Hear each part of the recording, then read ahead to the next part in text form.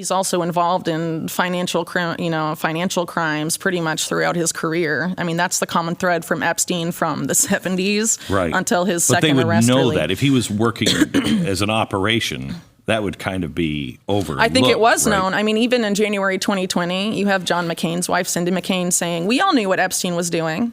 Right.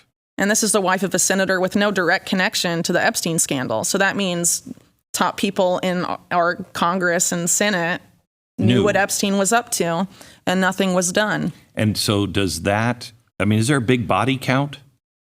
Around Epstein? Yeah. I think there is to an extent. Mark Middleton, who I just mentioned, was found hung by the neck by an extension cord in May with a shotgun wound to the chest. And it was ruled a suicide in Little Rock, Arkansas. And a local court ruled pretty shortly thereafter that no video or, photos of the scene could be publicly released. And this was only after... Mark Middleton had been involved in Chinagate and numerous other scandals, but that only happened just a few months after the visitor logs of him meeting with Epstein was released last December, published by the UK's Daily Mail.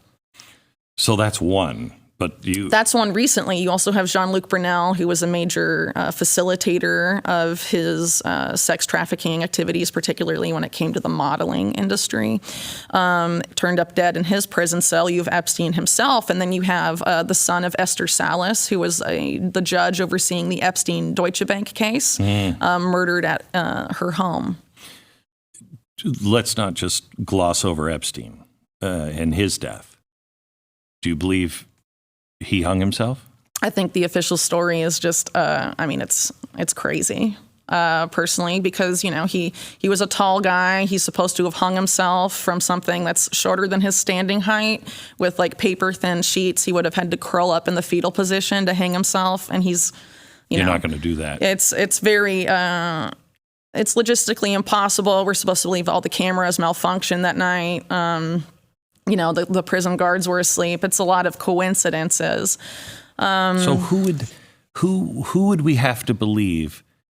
I mean, that would have to involve lots of government. Lots of government. But he belonged to intelligence. And if you look at, someone like Robert Maxwell, he died off of his yacht. He had a lot of ties to intelligence. Things were, the walls were closing in on him, and his own daughter, Ghislaine Maxwell, thinks he was murdered by rogue Mossad agents and Sicilian contract hitmen.